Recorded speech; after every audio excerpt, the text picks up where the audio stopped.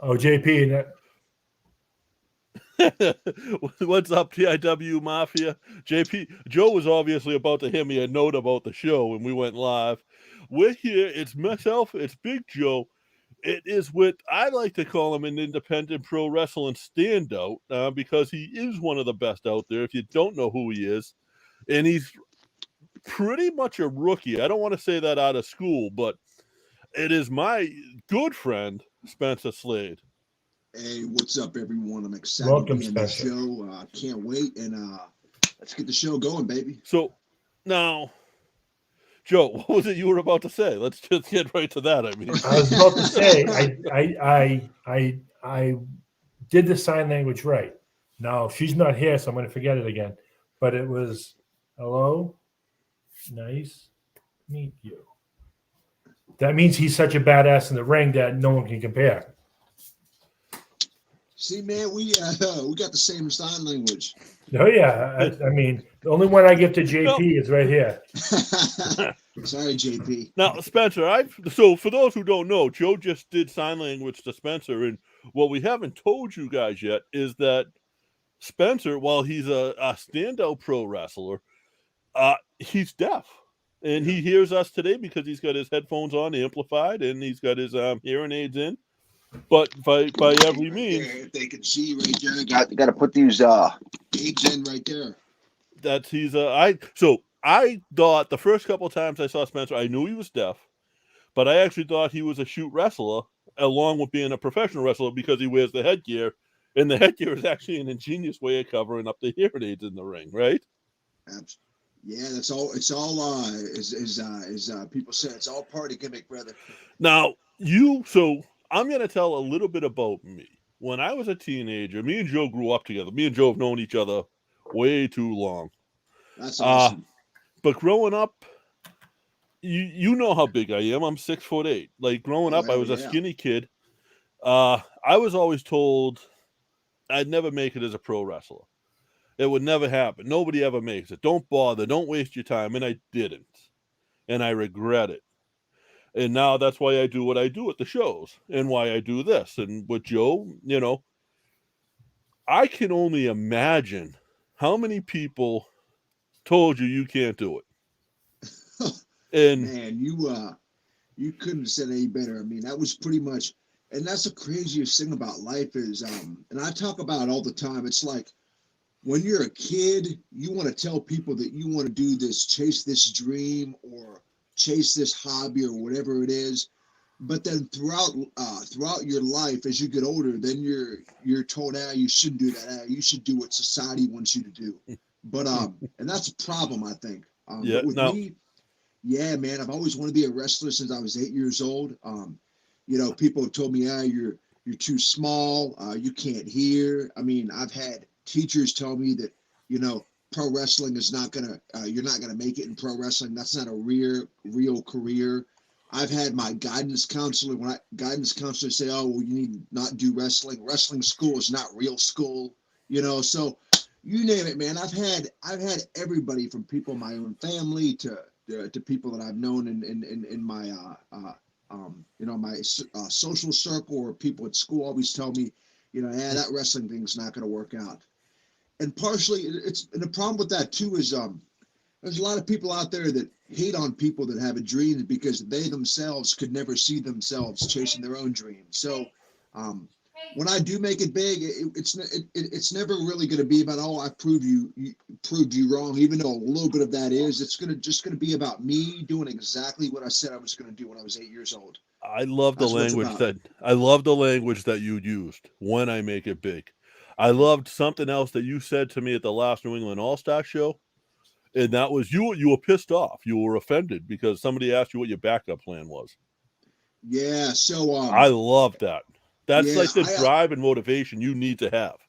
you have to. Everyone. And I read a book called The Secret. It talks about the law of attraction, which I'm a huge believer in.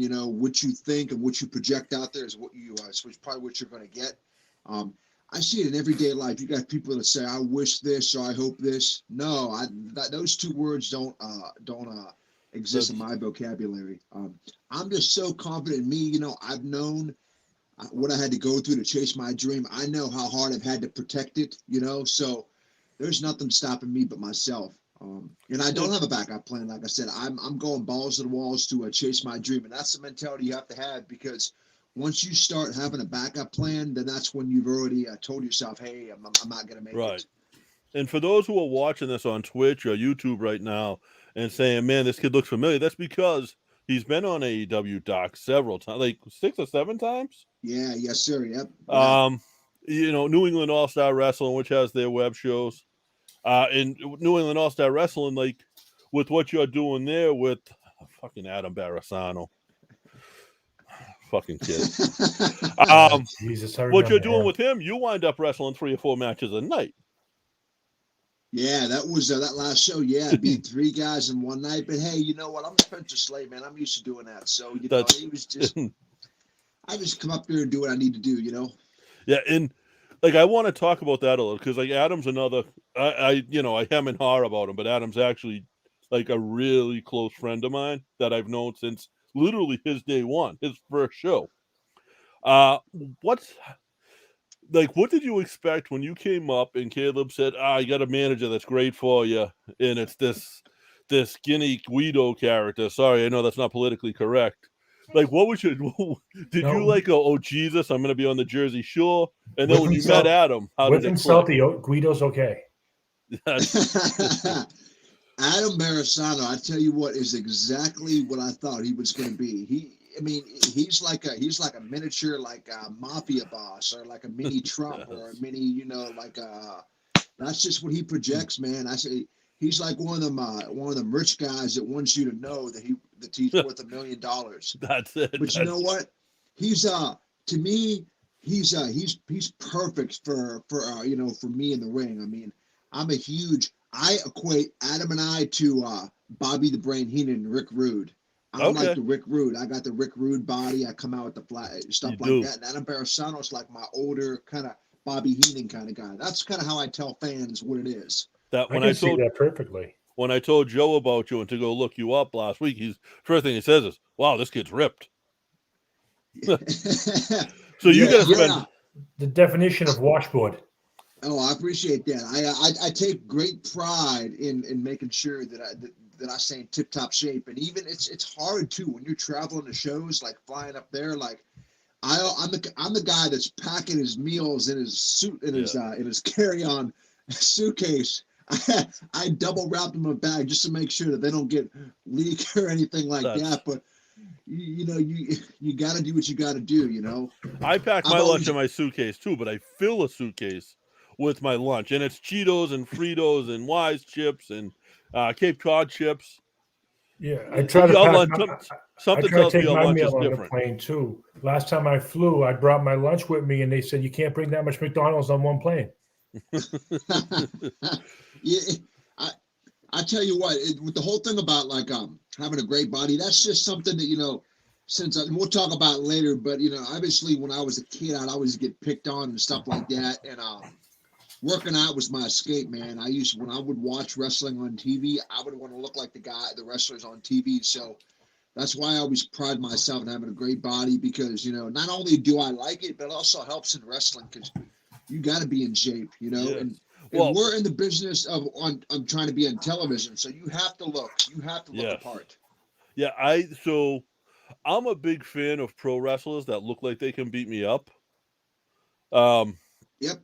And so that's, like, that's the problem with wrestling nowadays is, you have all these guys that are in wrestling that look like fans, and then you wonder why people don't take wrestling seriously nowadays, or they don't look wrestling like they did when they were a kid. You have to look like an athlete. You don't have to look like as good as me, or you don't have to be all jacked to the gills like Lex Luger, but you have to have something that a fan can see, like, oh, you know what? There's just something about him. I want to see what he does. But even with that, like you said, back in the day, they had these guys that were standouts, and they had their place for the people that were like me, that were overweight and had that. But what I'm to kind of piggyback off what you're saying, it almost seems like it shifted. The guys with the physiques and the guys that are the standout guys that can actually fly around the ring like it's nobody's business have been put on the back burner, And not to knock his ability, but the Kevin Owens of the wrestling industry have been put to the limelight. Yep. You have guys like him, and then also too, it's not even really about muscle mass and size anymore. I mean, you look at the top guys in wrestling now. You look at Adam Cole. He's Right. not really built. I mean, look at most of those guys in AEW. There's not many guys there that are. It's just fans nowadays, like the new generation of wrestling fans. They don't really care how a wrestler looks. They care if they're connected to that wrestler somehow. So, but a guy like Kevin Owens, and this is another thing too. There's a lot of young wrestlers out there that get a little bit lazy when it comes time to in-ring and training. They think that they can get by being a Kevin Owens. Well, listen, buddy, you ain't no Kevin Owens. Kevin Owens was the Ring of Honor World Champion before he got signed. Kevin Owens, some guy. Yeah, he wasn't just some bum that showed up off the streets. He grinded for 20 years. He grinded for 20 years. So, yeah, if you're not in great shape, you better damn sure make sure that you're a damn great wrestler. Yeah, and there's a thing too. It's like a difference. Like you are in top physical shape and physical appearance wise. There are some guys. I bet Kevin Owens is in top physical shape. He just doesn't have the appearance of other people, but he can probably go take out and run a 5K in 10 minutes. Exactly, and that's the thing too. There's a thing with wrestling. I call it wrestling cardio. I mean, you can do as much cardio as you want, but there's nothing out there that prepares you for in-ring wrestling cardio. You can go run miles and miles, but there's nothing like that in wrestling. It's just a different kind of cardio. And most normal people in society don't know what I'm talking about. I'm sure you guys do, but like Kevin Owens, he doesn't look physically good, but he has that wrestling cardio. Wow. Some guys have that. Spencer, Tina Maria Weber on Facebook. I think she's swiping right on you right now, brother. Oh, I appreciate that, Tina. Like I said, you're only getting to see what's here. You haven't even seen what's down here yet, but I appreciate that. She just said, "Hey, Spencer, I just want to let you know you look really good." Hey, and guess what, Tina? You can come. Hey, Tina, you can come to a show in person. And you can get the whole package seen right in front of you. Do you know where they live? Come to a show. They live in Rockland. Oh, do they come to there? I was gonna say. They weren't able to get to any of those. I was trying to get them there. Yeah, we got some word of them people up there. We need some more fans in those buildings. That's it. That last show, that Dedham building is incredible. Yeah. But yeah, it's oh, sorry, she lives in Lynn. I know they have family in Rockland, which is right where the gym was. Yeah, well, we did those shows, Yeah. So that Dedham building, that was a great building that yeah, it was big.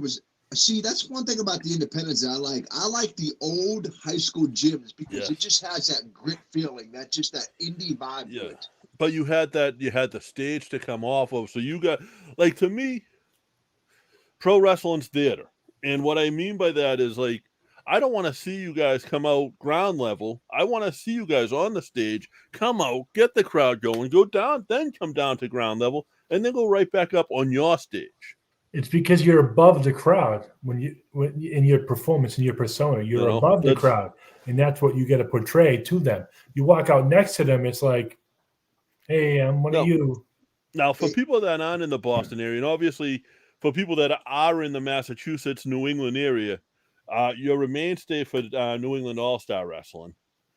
But what other companies besides New England All-Star do you work for? Because I know you have a couple down in like the DC area, I believe, right? Yeah, I have. So I'm right now. I live in Pittsburgh, PA. That's where my home promotion is. It's called IWC, the International Wrestling Cartel. They've been around since the early 2000s. Forever. That's my home promotion. On top of that, I'll go out to Central PA and do work for a promotion called Imagine Wrestling. They're another great promotion out in the central part of the state. Sometimes I'll go down to Alabama and work this.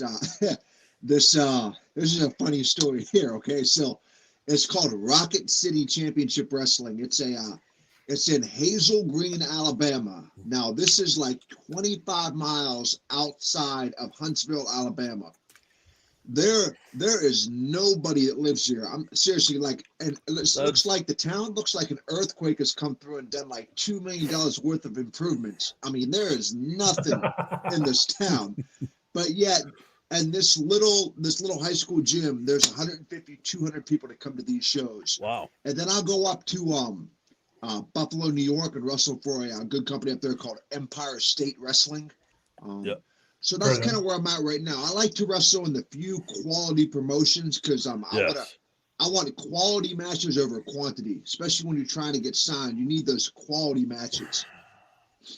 I'll have to get you with I don't know if you're familiar with like any of the old Chikara guys when Chikara was a thing, like the Ants. Actually, you know what?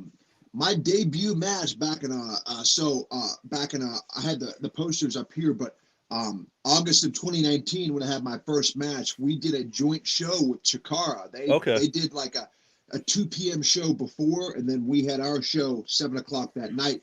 But I'm very familiar with Chikara. They're personally not my style of wrestling because they have all those gimmicks and all those masks. But I mean, they had a demand. I mean, yeah. A lot of people know about Chikara. Green Ant, who is he's one of the masked guys, but he's a wrestler. He's just happens to be a wrestling ant. Yeah. Is a pretty good friend. So yeah. And I know he's still doing a little bit. Do they still run shows? Because I haven't heard of Chikara in a No. while. So Chikara fell victim to the Me Too. Oh, so like because I know something happened at Quackenbush. Yeah, that they all like revolted on him. Okay, so then even a promotion had to go too. Yeah. Wow. There was another one that came out of it, Camp Leapfrog, which the same thing happened to that. With one of the promoters. It's like a lot of, even beyond the Me Too movement thing, but a lot of wrestling promotions suffered a lot from the pandemic, or like independent promotions. Yeah, and it's really hard to bounce back when you're not a multi-conglomerate like the WWE or AEW, So that's why I try to tell people, try to support independent wrestling, because the only way they can run shows is if the fans come. Yeah, the WWE doesn't rely on our money. WWE's relying on its advertising. And think about it. This is the thing about the WWE, and I'm not knocking them because that's what I'm trying to get employed by. But they don't want if they wanted your money that bad, then they would focus on trying to put together like NXT style in-ring matches, trying to put on the best match because fans want to go and watch good in-ring wrestling. But it's the complete opposite now. They rely solely on the entertainment and the money they get from all the countries and the deals, to where they're actually trying to show the least amount of wrestling they can get by off of. The soap opera of it. Right. NXT is pro wrestling. WWE is a TV show. Exactly. And AEW is a comedy. Yeah, exactly. And I like that. Like I'm a fan of Orange Cassidy. Yeah, he's good. Yeah. I'm a fan of that stuff in its place and done right. And I think Orange Cassidy is one of the only people right now that sort of does that right. Yeah. It's like the fans can never really get tired of him. Right. Exactly. That's what it is. That's key. And I can tell you, like knowing a little bit about a little bit, if they do get sick of Orange Cassidy, there's another character in him. Yeah. Oh, No, he's one of the only guys out there now that will come out match after match with the same thing, and it basically he'll put on the same match, but it gets eaten up every time. He just did it with Adam Cole last night. Yeah, with any other wrestler, they come out and do the same shtick every night.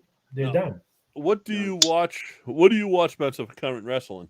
Like, are you strictly independents, or are you watching TV stuff? So ever since like I was 8 years old, even currently right now, I mean, I watch everything just because, I'm trying to up my game as well. So I study and watch everybody, so I'll break it down. I'm always, even though I always watch Raw on Monday, I always watch NXT Tuesday, AEW Wednesday, I watch Impact on Thursday, I watch Friday Night SmackDown on Friday, then I watch Rampage after Friday on SmackDown.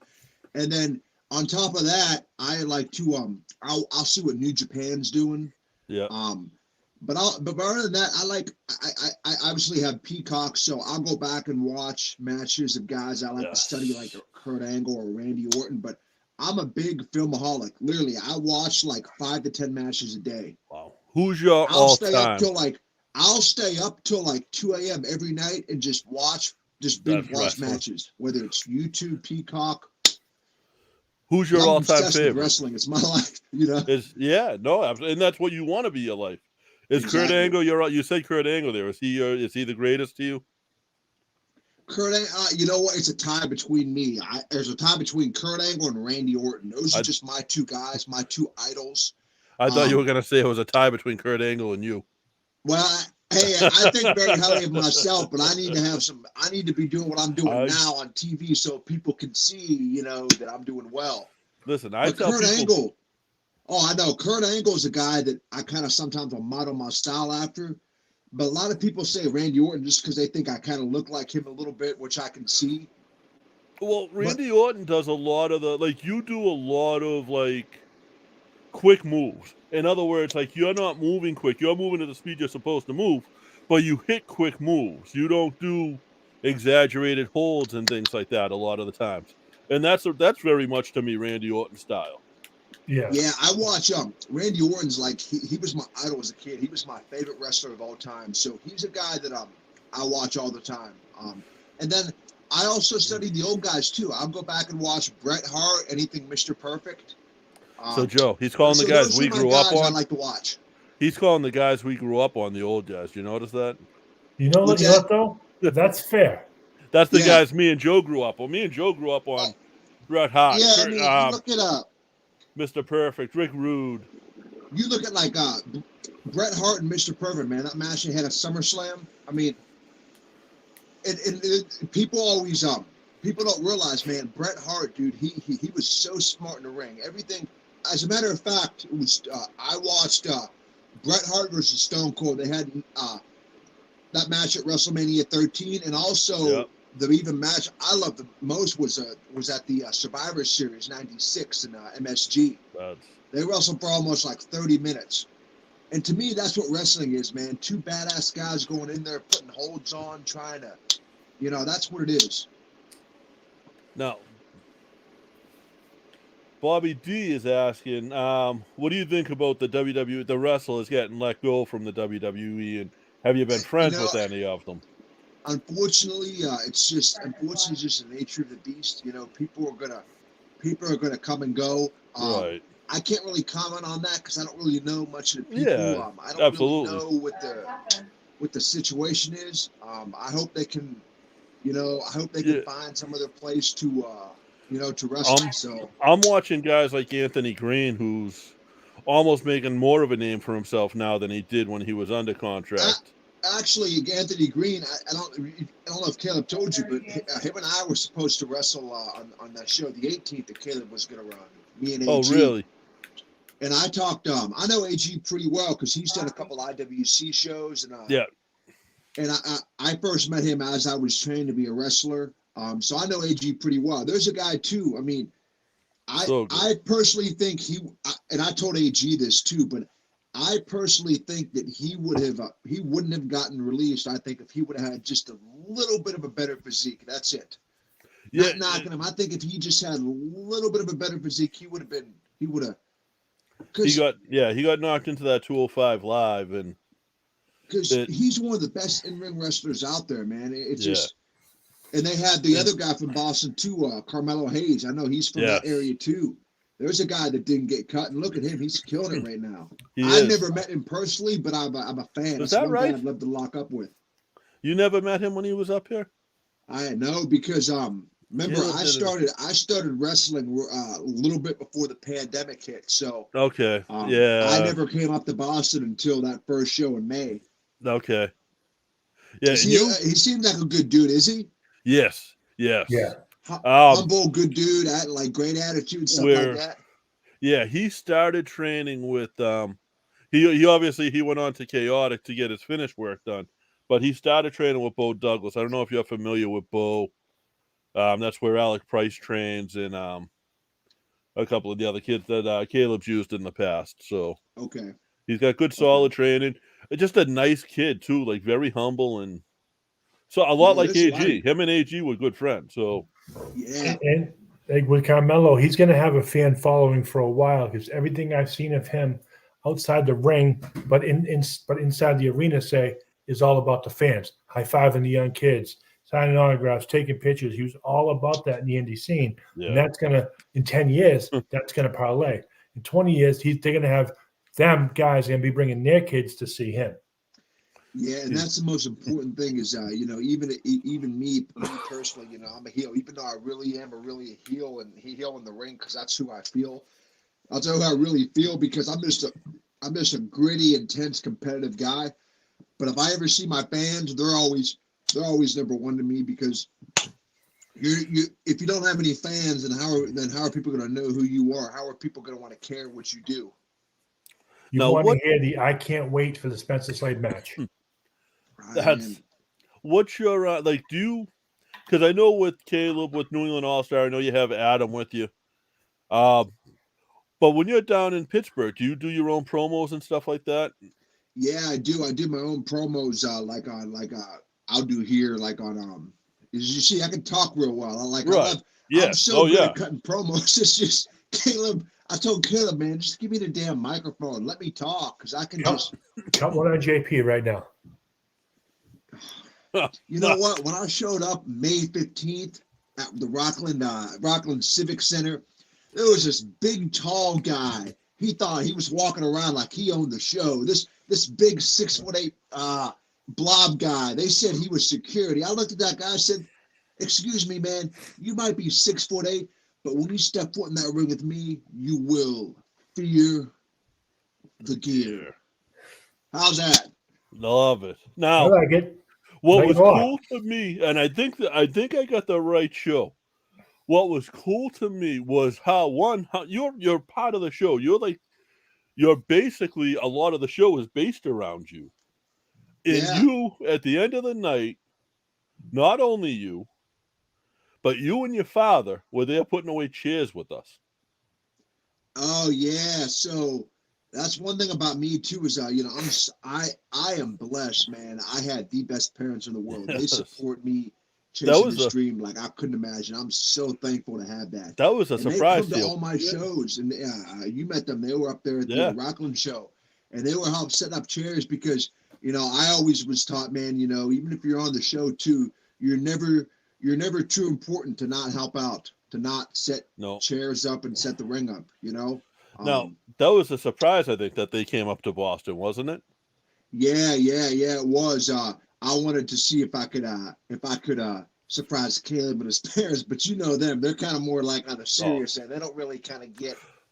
So let's talk about the ride from the airport. Okay. How was the ride from the airport to the venue?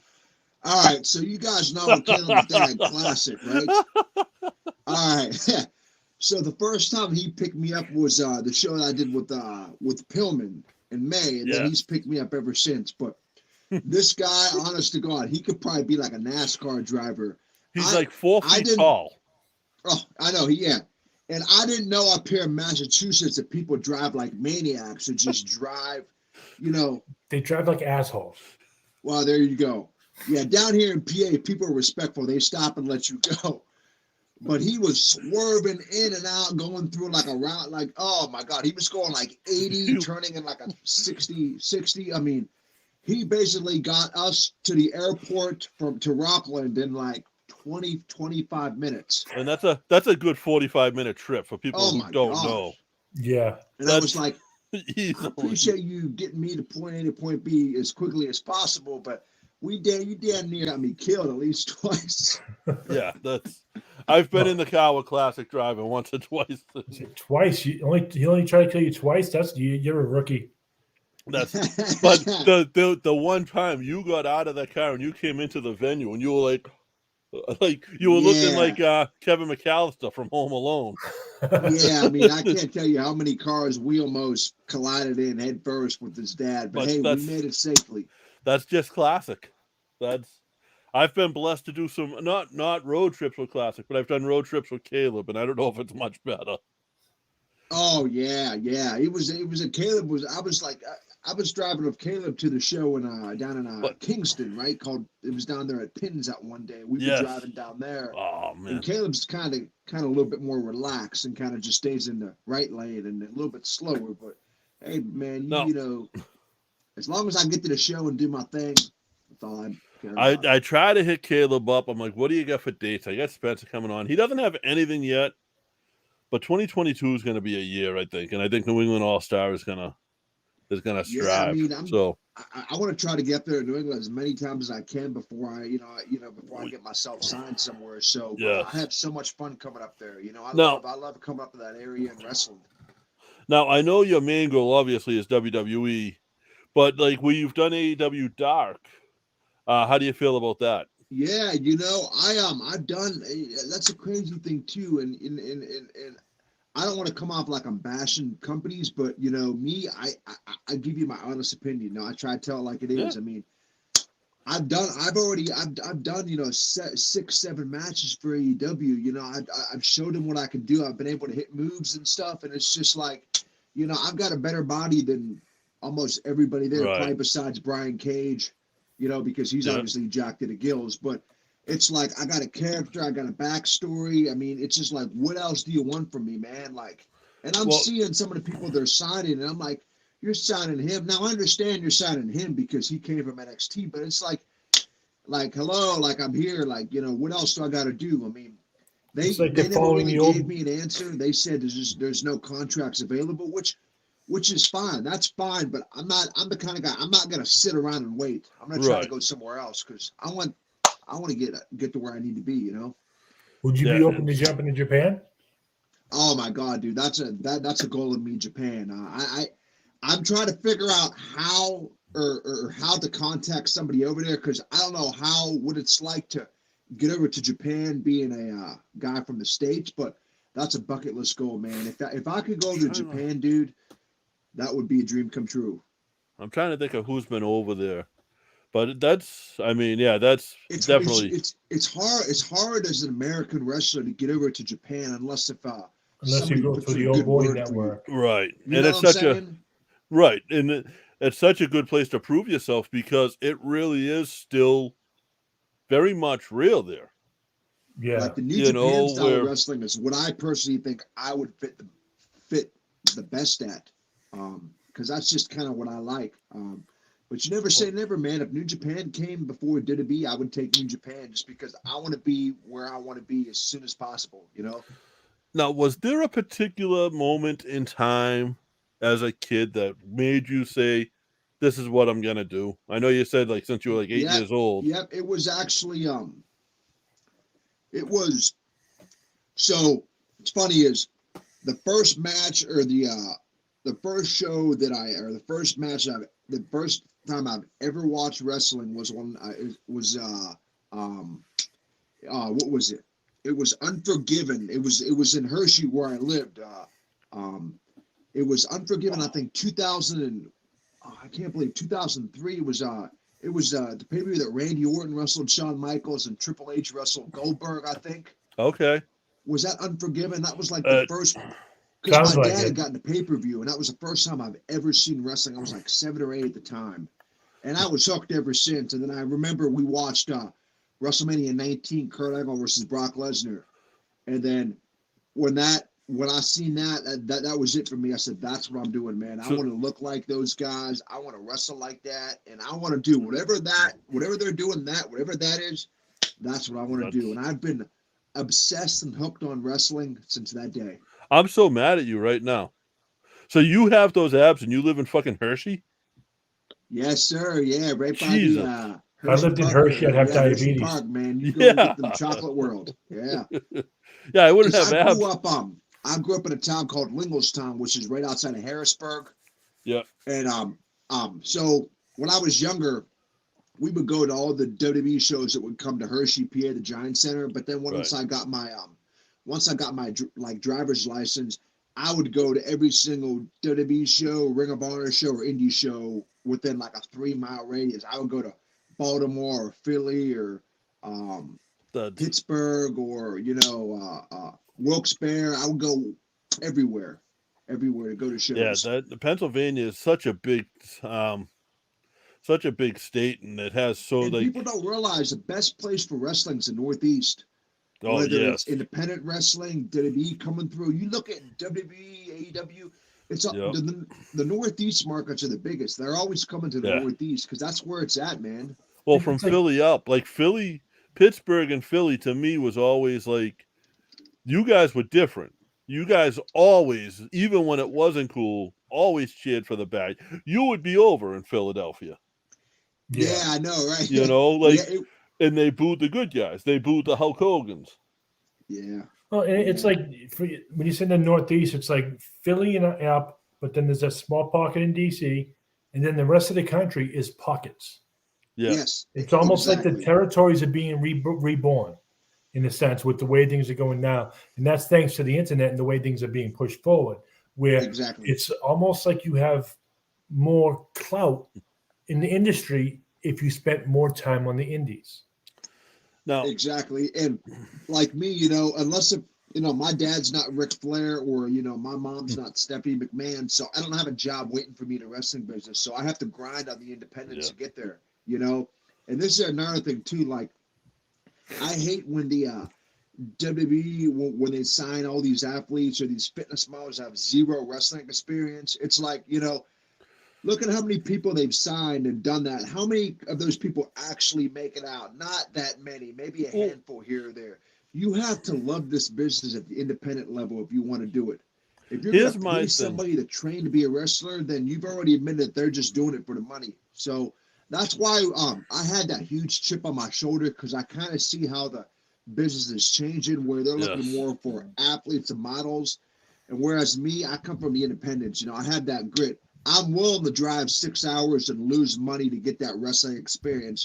Those guys, those athletes, they're not willing to do that. And that's why, and you look at like AEW or WB, it's all indie guys that are the top guys. It's all the independent guys that rise to the top, because the cream always rises to the top. So that's why me as an independent wrestler, or like us as indie guys, we had that chip on our shoulder, because we know where we start at the bottom to get there. It's like you go back to the style of wrestling where you're talking to your opponent right before. You're not going to have this script. Oh, here's your script for the next 6 months. Right. It's right before. Hey, what's going on? Let's do this. Yeah, and also you look at the best in-ring wrestling, man, was the NXT Yellow brand, when they, from like 2015 all the way up to the pandemic, man. Why? Because they had all indie guys. They were all killing it, man, having those killer matches. That's why NXT was so popular then, was because they were the best wrestling. Yeah. And it's like WWE should start a show called Legacies, because that's what all the majority of the top people in there are now, or not even the top, but like you get mid card, but it's scattered with people like you were saying, someone's son or someone's daughter, and now you got like in that thing you get Rock's daughter who started training. She's gonna get it, because all of a sudden then now they have the fourth generation wrestler, first time in WWE, and it's like instant contract. Yeah, and that's the thing. It's like, just because you're a good-looking dude, or you're a great athlete, or you have a great body, that doesn't mean that you're going to be a great pro wrestler. Once again, we go back to the Kevin Owens thing. You have to love this business. You have to watch it to succeed at it. Yep. My thing with that whole next in line thing that they're doing now is they can do it. That's fine. There's a place for it. But guess what? Those guys that are coming out of college basketball, college football, did you see those guys? How many of those guys actually look like pro wrestlers? Probably maybe none of them. They look like normal people. The one thing they're all going to need is someone to fucking carry them. Yeah. And they're going to become bodyguards.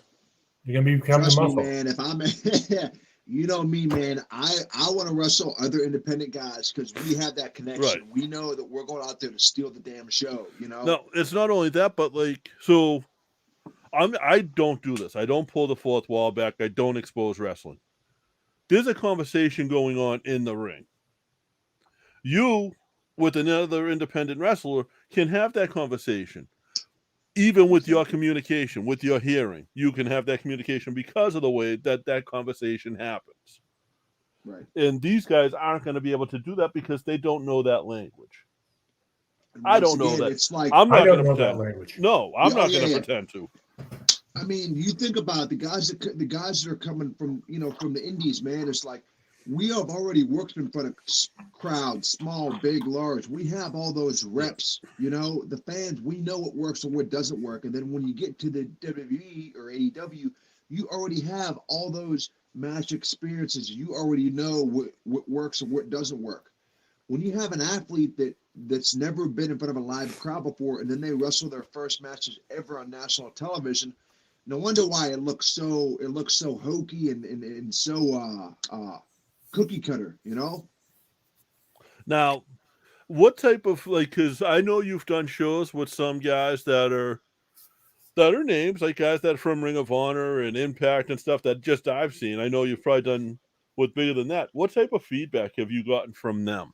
That's a great question. I've got nothing but positive feedback. I mean, it's and to me, that's a confirmation that my hard work's paying off, that I'm doing something right.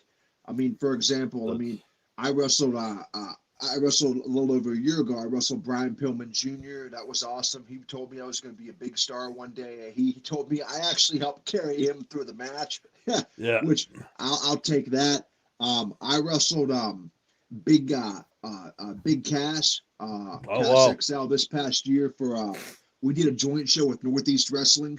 He's not really that tall, is he? Yeah, I wrestled him. That was a big dude. I mean, he's tall and lanky. That was fun. I've got great feedback from him. And then the best one was right the week before I came up there. I wrestled Josh Alexander for the Impact X Division title. Nice. The other guy that wears the headgear. Really? Yeah. And that was fun as heck, man. Because I thought he was one of the best. I mean, that's why I like wrestling names, because the only way that I get better is if I'm wrestling guys that got more experience. Right. I don't really want to wrestle people that I think are not as good as me. I want to wrestle people that are better, because that's the only way that you get better. That's why all the guys that I want to wrestle are all signed. That's why I'm trying to get signed. You're right. Like you don't learn from somebody that's not a little above you. Right. That's right. And listen, Shiz Blackheart, I see you out there with Soft, right? Why don't you go play with your little Game Boy and your little portfolio thing there? Because me and Joe are going to talk sports while you're over there being a pencil neck geek. Legit rocket stars that are going to make their way to the top. I don't know what you guys can have all your little friends smoking weed doing nothing.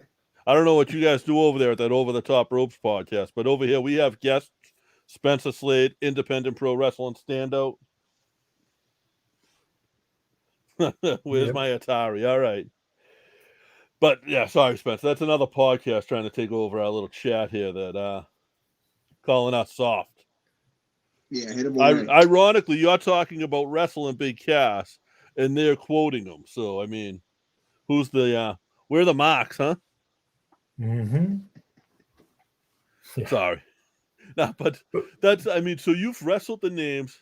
You've made the contact. I don't know if you remember, I wrestled Adam. I just forgot about it. I wrestled Hangman Adam Page on Dark Elevation back in Jacksonville. That was cool too. I got great feedback from him, and now he's the AEW World Champion. Yeah. So it's cool, man. Like you had said, you like to wrestle what's above you. So it's kind of like in the same, to go back to Shiz and his podcast. We're above them, so you don't need to do that. It's funny. It's funny as you look at life, even in wrestling in life, it's always people at the bottom that are hating on people at the top. It's never the people at the top hating on the people at the bottom, because you don't have to worry about them. They're not on their level.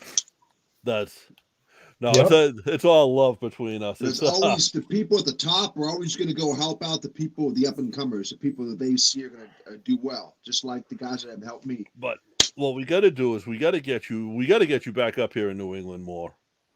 Hey man, if you guys know of any promoters up there, and you let them know, man, they need. I'm not going to tear it up, What about trying to get him connected in Vegas? In Vegas, yeah, that's. Yeah, like I don't know if you guys know anybody, let me know. I mean, I kind of sub my stuff out, but what I've noticed in wrestling, it's the best way to get booked is if somebody on the show knows you. So yeah, there's I don't know if you're familiar with Sin Bodhi. Of course I know. Of course I know Sin Bodhi. I know him really well, because I've done the shows at Rocket City down in Alabama. Okay. And I actually stayed at the promoter's house with him, and him and I talk Okay. forever. So I know him really Yeah. well. Yeah. So Sin runs Yeah, a I think you promotion. do good out there. Well, I don't know if he's running the promotion anymore or if he's just sort of wrestling out there, but I know he has a No, school out there and he's stuff. he's the head trainer there, that FSW. Yeah. Yeah, I think from what I'm thinking is like, if remember when he was on with us last, they're doing shows, but they're not doing scheduled like every third Right. Thursday of every month. He's doing one-offs. Yeah. Okay. And Sin is so. No, you know what? It was his school. He calls it. I thought it's called the Snake Pit. That's So- what it's Yeah, called. he runs So with it's- Jake the Snake. It's the Snake Pit, but it's also FSW as well. Like they kind of merged. So Exactly. Snake Pit's yeah. the it's school. one of those weird FSW. things. But it's him and D'Lo and Jake, and it's really like it's a mesh of people that you wouldn't think would be friends. You know. And what Yeah. what I I'm mean, seeing with yeah. that, oh, go ahead. Sorry. What I'm seeing with that promotion is if he runs it like they do when they had Shocker the Magician in, Yes. I can see you coming in, Spencer, and being that Marilyn Munster to the rest of the oddities. If you remember the Munsters, I do. Yes, I do. Yep. it was that beautiful one with all the. How about see that, baby? That works for me. I think he's hitting I can on see you. it as well. Well, I think he's hitting on you, Spencer. he did have splendid nipples. Yeah, that's now. How long do you spend in the gym? Are you in the gym like 6 hours a day, or is it all diet? No. That's that'd be overtraining my body. No, but I do train. I'm at the gym 6 days a week, and I'm usually in there just for about an hour and a half. Wow. But the most important thing I tell people all the time is the reason why I look the way I do is not so much about training in the gym. It's all what you put in your body. It's all your diet. You know. That explains Like I a was lot. telling you, I always Yeah. carry my meals with me everywhere because you can't really get any healthy meals like that unless if you're home cooking it or you're going to a fancy restaurant. And I'm not trying to spend money. Right. It's all diet. You just got to watch what No. you eat. The other thing is your Facebook says that you have a master's in. Is that true? So I'm not just some dumb independent wrestler. Like, unfortunately, like a lot of, I might say you're a dumber independent wrestler because you're someone that, like, you just brought up Pillman Jr. Pillman Jr. quit a great job to chase this. Yeah, And that exactly. just shows what it means to you guys, to me, and that shows the heart you guys have. I'm not really calling you dumb. Yeah, I have. I've got my bachelor's and my master's degree. I was fortunate enough to get those two paid for through my football scholarship when I was still playing football in college. But I obviously don't put those degrees to use, you know. So I'm kind of like I'll work for my dad. I'll do some like remodeling for houses and stuff with him during a part time. But they're supportive of me. So I'm like I said, I don't have a backup plan. I'm going straight to. Yeah, and then also to those degrees for me, you know, they're good because if WWE or AEW, whomever, if they need somebody to go out in the community or speak, or I can tell them, hey, you know, I'm an educated person, I can do this and that, you know, just. And you touch a different community that they don't touch. Yeah, I hear you. You know man. what I mean? Like, I don't want to call you handicapped because I don't consider you handicapped in all honesty. But like, you touch that community, and they don't touch that. You know what I mean? No, that's why, you know, I think I could be a great advocate for their Special Olympics or their Make-A-Wish, because not that I have a terrible disability like that, but I used to be one of those kids like that, you know, who obviously was told, well, because you can't hear, you can't do this or that. And that's another good point, too, because even with wrestling, and I told you guys how, you know, wrestling saved my life when I was a kid because I was depressed and had suicidal thoughts, and wrestling was like my escape. But, you know, now that I'm a heel, so there's the baby face and the heel side of me. The baby face side, you know, I use my disability to inspire people. But then on the flip side, this is where it gets interesting. When I'm a heel, I use my hearing disability against the fans by saying, you know what? I didn't let my disability stop me from doing what I wanted to do. I don't have excuses like all you fans who sit there and you boo me because you wish you had my work ethic. That's the side that I use as a heel.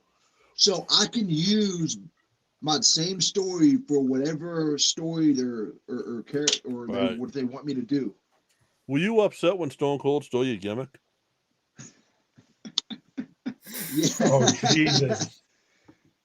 Sorry, I had to. We have Josh Richards, who Josh is a part of our show. Like he's been one of the hosts. He's very much family, The and he real just said Yeah. The real he, Yeti. he just said him and his son are watching, and he said educated workers are so needed. Yeah. That's That's another thing too. Like it's crazy. Like I didn't realize how many people that that I inspired through wrestling, because I never looked at my life or my journey as inspiring people. I was just focusing on me and just doing me. So it's pretty cool that people look at my story and can do something with their own life, because I so, tell people all the time, man, if I can do what I'm doing now, you can do what you can do. I was just a little scrawny, hearing impaired kid from a tiny town in PA that told everybody he was going to be a wrestler. And if I can do that, then you should be able to do anything you want. You just got to put your mind to it.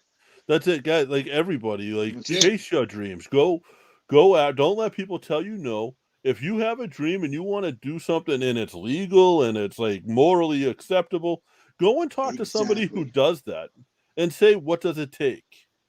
What do I need to do? Exactly. And you also got to have that. I call it, you got to have that dog in you too, to where you're really, really willing to do whatever it takes. Like you had that. It's that no plan B mentality. You're really willing to. Like me personally, I don't have a life outside of wrestling.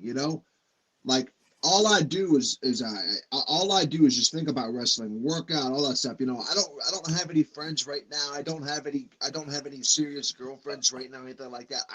My number one priority in my life is getting to where I want to go. So You that's did another say thing too. you You were got to very clearly sacrifice stuff. saying you were very Right, clearly yeah. saying serious girlfriends. In other I words, got to put that right word on there. I love it. Hey But man, yeah, I want to live how like Ricky Morton and Robert Gibson and all them guys lived back in the day, where they had girls waiting at the airports and hotels back in the day. Nowadays, you don't get that. no, nope. You I don't. look at my independent wrestling shows. I'm like, man, I was missing out when I was Ricky Morton back in the day, when all the girls would come to the shows. Now it's complete opposite. It's all the middle-aged fanboy dudes that want to come to the show, and all the girls don't want to come anymore. I'm trying to get that back. That's All the guys that come out of the basement just for the show. Exactly. Yeah. But hey, you know what? If you they're love buying a wrestling and that's ticket, your thing, by any means, you right? you do you. Buy a ticket, come to the show, enjoy. Enjoy yeah. it. Exactly. Buy merch from the wrestlers. Yeah. If you I got, love. like I tell fans all the time, if buying merch, you don't realize, if you just buy one picture, one T-shirt, you don't realize how much that Right.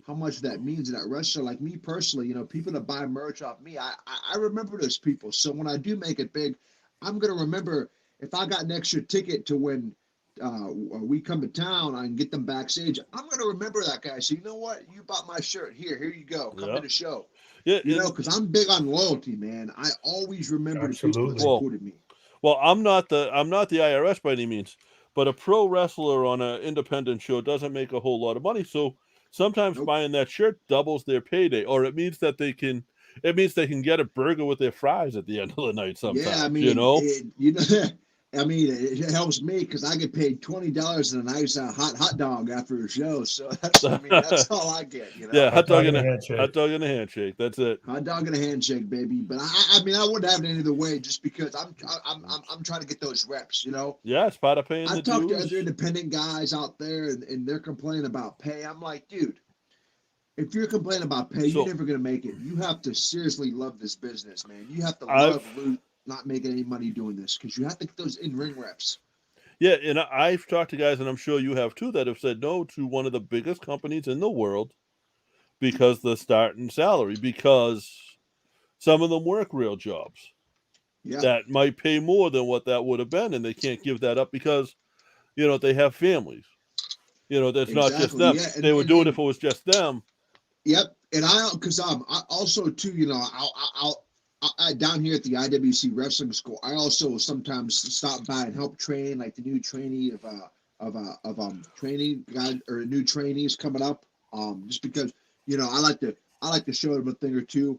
But I tell them all the time. I just ask them. I'm like, do you want to do this and try to chase this for a full-time career, or do you just want to just be like a weekend warrior, just have your regular whatever you do during the week and do this for the weekend? If that's what you want to do, there's nothing wrong with that. Right. But you don't have to put that much time in as if you would if you want to make this a career. You have to, if you want to make it a career, this has to be your life. Now that's But where so- you trained, right? You trained at Right, IWC. And who's the head trainer there? So the head trainer down there is a guy that's been wrestling for a while down there in Indies. His name is Chris LaRusso. He's done a little bit of stuff for Ring of Honor. He's in his I think he's in his late 30s, early 40s, but he's been around on the Indies for a while. But that's how I was trained. So I was trained by him, and then so I trained with him for just about a year before I had my first match. And then I've been wrestling now on the independents for a little bit over 2 years now. So, yeah. And the training never stops, does it? No, absolutely not, man. I get more obsessive wrestling after every match, because I'm a big believer. You have to critique yourself. You got to be honest with yourself. I watch my matches, and then I pick out what I like and what I don't like. And then next show, you just, unless once you get to Randy Orton or AJ Styles' level where you're that damn good, you should always be trying to find a way to improve. But you know what? I bet you they do the same thing because they both of their games change, at least a little bit consistently. And and if you watch wrestling today, like I tell people today, you should watch Randy Orton because he is so fluid in the ring. It's almost like I'm jealous because he moves in the ring like it's a dance. Every step he does. If I were to show pro wrestling to somebody who's never seen it in their life, I would show them Randy Orton because that's what it's supposed to look like. The thing is, I don't know about you guys, but he is so fluid. He can slither like a snake.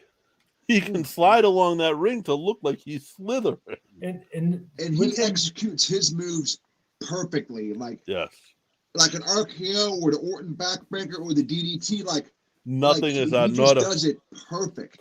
Not a hair on him is out of place from start to finish on his moves, especially and his signatures. Right there, that's what separates the professionals from the guys that want to. And then with him being a legacy, though, he is completely opposite of what his father was. His father was one of those guys, headliner, but didn't have that physique. And now you flip that coin, and he's a completely different style than his father was, where you see a lot of the guys and girls that come through after that legacy, they're mirror images. Randy Orton is almost basically the exact style that I like to wrestle. I like to be slow, methodical. I like to set my opponent up for all my moves. I don't ever go up to the top rope because that's not me. I have no business being up there. So I try to equate wrestling to trying to be what would be really real in a real fight, because I'm trying to project that believability. That's another guy I watch, Randy Orton. I've sat in on some training sessions, not trained myself, but sat in, and the trainer would ask me, "What do you think?" And I'd say, "It looks like this kid hasn't been in a fight in his life." Yeah. They don't, Anthony Green throws some of the best punches in the wrestling business, period. I don't know that Anthony's ever been in a fight because he's such a nice kid. But he throws some of the best punches. He went out and learned how to throw a punch. But he's been watching it. And me too. I like to throw those jabs that Samoa Joe does.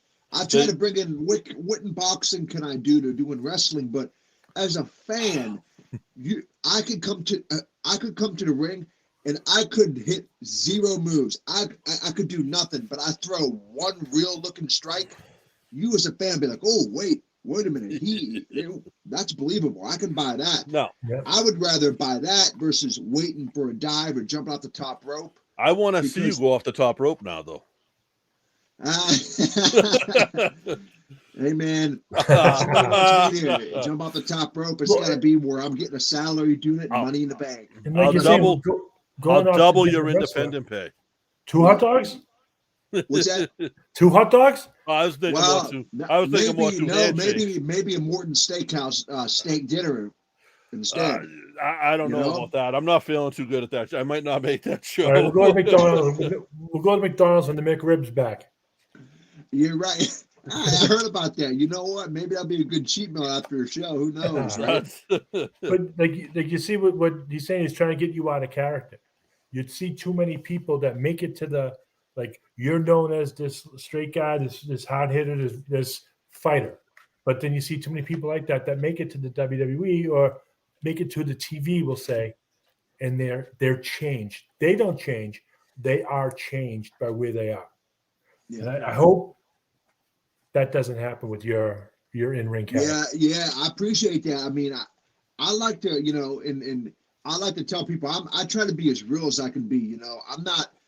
For example, I'm a huge. I listen to Jim Cornette's podcast all the time because I like to learn about the wrestling, and he's got such a good mind to wrestling. But he always said, the best wrestling or the best characters of wrestling are those guys who are themselves turned up times 10.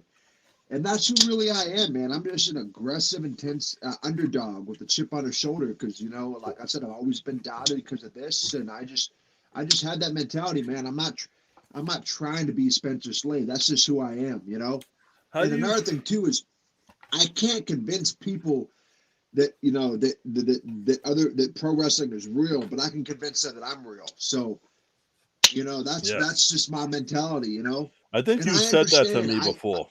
I totally understand that pro wrestling is unfortunately it's like a circus because you have different genres, different characters, and if you want to be that comedy guy that comes out and dances and makes fun of himself, that's perfectly fine. But that's not me. I just can't buy into that, No, some people like that, and there's nothing wrong with that. Like what Caleb's doing with you is. What's happening with you at New England All-Star Wrestling is, to me, it's awesome because I don't even know what story it's building up. I just know it's building a story. For those who don't know, like he pretty much has an open challenge out there, and he'll wrestle 3 or 4 guys in a couple of minutes each match. And what you also do is you don't destroy them. Right. You give them some, and then you kill them. Exactly. Because also too, I always protect the business. Like I'm the kind of guy who's never ever gonna expose wrestling or anything. But me being a heel, and you guys will know this because you guys are smart and you'll know what I'm talking about here. But me as a heel, I'm trying to think, how can I get people to boo the crap out of me? You know what? I'm gonna let my opponent get up on me a little bit so they can almost get that false hope behind them, and then bam, I'm gonna cut them off 1, 2, 3, and then now that's where the boos are gonna be all the way up here. Versus if he didn't have a chance to do anything, the boos would really only be here. I want the boos all the way up here the entire time. That's when you pull the Greg Valentine and the Macho Man and just sit there and gloat. Yeah, it's like exactly. I love that you do it like that because of that. And I look at those as another guy that I listened to like a William Regal, like over in England in like the 70s or 80s, they would have like carnivals where wrestlers would invite open challenges to anybody who wants to come out and wrestle. That's kind of where it is with what I'm doing New England All-Star Wrestling because I'm trying to project that real believability. I don't want to come out and say, oh, I'm going to challenge somebody to a ladder match. No, like that's not what. That wouldn't be believable for me or for my what I'm trying to portray. Right. Now, because like what you do with the New England All-Star Wrestling, what's happening is basically you have this open challenge, and you'll get 3 or 4 guys to come out, and then you'll have, like last time it was Nico Silva, someone who's sort of climbing the ranks in the independent scene, come out and give you a real challenge, and like the end result is obviously going to be you in a huge match somewhere. Right. And that's the only way that can end. Right. I don't know who it's with. I don't know if it's with a TV star. I don't know, but that's the only way that can end. And I love, like, Caleb had such a mind for that, and the buildup of it is crazy. Caleb's got a great mind. I mean, and I just sit and talk wrestling with him, and as a promoter, I mean, his ideas, he's got great ideas. There's a lot of promoters out there that don't have great ideas. They just book matches and just say, okay, here, you two wrestle. But there's very few promoters that sit down and try to be like a Vince McMahon, where they try to create a storyline and try to build it up. Just because you're not the WWE doesn't mean you still can't do that on the independent level. You know, If you people want to still make wanna money, be it's what you invested in should do. storylines, and you can still do it at the independent level. I don't think so. And what Caleb does, it's sort of his mentality. I don't know if he realizes it, but Caleb doesn't sell tickets to that show. Caleb is trying to sell tickets to the next show, and that's what a story does. You know, like the people that are there, you already have their money. Who cares? You want to get their money again You and should again. always be booking a show or selling a show in advance for the next show. Right. So let's say this show that you're on Saturday, the whole point of that show is to get people to come back the following month because So- you want those fans to see the babyface get his revenge on the heel the next month or Right. whatever. So if your You show know? is built around TV guy A versus local guy B, you're going to sell some tickets, but your payroll is going to be outrageous. Yep. And you're not going to make the same money that a local wrestler who uses local stars, independent wrestlers, makes selling tickets to the next show. So Exactly. And that's another thing too, you know, because we can always get into like promoters, but people don't realize how hard it is to Yeah. promote and run a wrestling show. There's so many all expenses. they and hard all they work have that to go do into now this. is all they have to do now is post it on Facebook. What do you mean? Yeah. Well, and also too, with all these guys that are getting released too now, here's what people don't realize it. Luckily for me, I'm upcoming and I'm already starting to build a name for myself. But people that are just starting to wrestle now, they're going to have their spots taken. It's going to be a lot harder for younger guys, upcoming wrestlers, to get on shows now with all these names that got released because you know the promoters are going to go after them to book their shows and sell their tickets around. So But that's why. That will wane off a little bit though, because once that's done, then they go back to the indie versus indie, you know. Yeah, yes, Money and grab. I kind of see that now. Like I tell promoters all the time, you don't always have to bring in a name, man. You could always roll with the young guys that you have. How do you expect your young guys to get better if you bring in 2 or 3 names and take their spot? You know, Right. Bring in the name, create the name. The name should be to me. Exactly. The name should be left for like the big. I don't want to call it like independent pay-per-views because that's not what it is. But the big blow-off shows, and you know what I mean by that. That's where the name comes in, and that's where the name is going to elevate your company, your wrestlers. Yep. You know, so Spencer, we've gone over an hour already. Believe it or not. See, I told you guys that whenever people talk to me in podcasts, it goes long because I just get caught up in talking. That's just me, man. No, I'm the art of a promo. I love talking. Where can people find you? Where can, like, if someone wants to look up a Spencer Slade match, do you have a match for them to look at? And where are you on social glad media? that you asked that question. Yeah, so you guys can catch me on Facebook at Spencer Slade. Send me a friend request. I'm very big on always answering fan mail and stuff like that. I love talking to fans. I try to post something every day. You can catch me on Twitter at Slade Wrestler. You can catch me on Instagram at Slade Wrestling.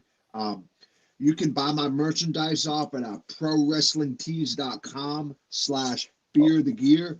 And I also have my own YouTube channel where I have all my promos and highlights and matches listed. So if you want to go back and watch great matches of mine, just search Spencer Slade on YouTube, and I have all my content out there. Is there a match of yours that people, if you were gonna introduce someone, if you were gonna show someone one match of yours, is there a match that you could think of? Yeah, there's another match that I wrestled another upcoming guy up at IWC. His name is Cole Carter. He's a younger guy. I wrestled him at IWC. There's 2 matches that him and I have done. I've done a submission match against him back in March. I've done a number 1 contenders match, and then you guys actually should watch the match that I just uploaded 2 weeks ago. I wrestled a guy named Big Time Bill Collier at the Pittsburgh Pro Wrestling Classic show. That was one of my best matches. That would be a good match to watch. I'm trying to tell them which one to watch, but I can't decide because they all were pretty good. I'm gonna be honest with you. Check out the YouTube channel. And that's right, baby. That's another thing too. As an independent wrestler, you know, you have to put yourself out there. You have to use social media and YouTube and put your stuff out there. You know, it's just the only way that you get exposure and that buzz. Spencer, the next time you're up here, we'll have a studio for this. And I want to get you and Adam in the studio together. Dude, Oh, yes, You please. know what? Well, you better tell Caleb then to start booking some damn dates because I'm losing my patience. I want to get back up there and wrestle again. So So you're saying if Caleb doesn't book a show, you're gonna kick his ass? well, I'm absolutely because I came up there and was killing it and had something going great. He needs to be doing whatever he needs to do to get back to running shows. So Caleb, you guys need to get on his ass too. Tell Caleb, look, man. He said he's even willing to take another ride with Classic, Caleb. You got to book a show. He better book a show, man. Caleb, look. I like Caleb's got, in my opinion, I've seen independent wrestling. He's probably got one of the most professionally done shows. He's got the camera. He's got real rope. How many independent shows use real rope besides the WWE? He's got a professional ring, a great canvas, and has his logo in the middle like the Ring of Honor ring. Yes. He's got everything to run a successful promotion. He's just got to find a way to just get more people in the building. That's it. Yeah, me and Caleb came up with the same company, and that's very much how they were. And then Caleb has a production mindset too. So yeah, I mean, I was blown away by it. Yeah, I was blown. He's got his own gorilla position in the back. He's got his monitors. He's like the Vince McMahon in the back. Yep. Yeah, but Spencer, man, thank you. You are a friend, and we're gonna do this again and again and again. Yeah, we need and part again. two. And when you get signed, we'll do it again.